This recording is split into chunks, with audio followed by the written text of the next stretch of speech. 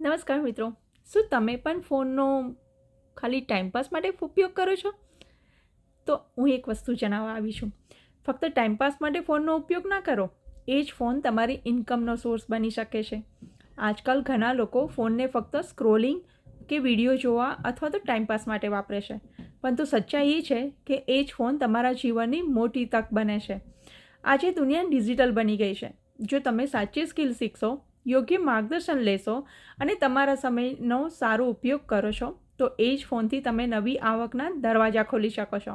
એક સમય હતો જ્યારે કમાણી માટે ઓફિસમાં જવું ફરજિયાત હતું, પરંતુ હવે સમય બદલાઈ ગયો છે.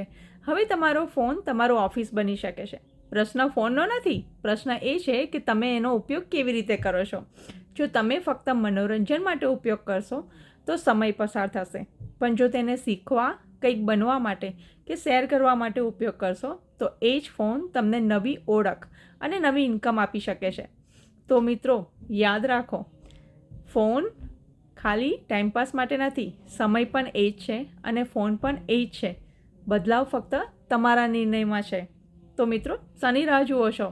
આજે જ નિર્ણય લો અને નવી સ્કિલ શીખવા માટે રેડી થઈ જાઓ. જય સ્વામિનારાયણ.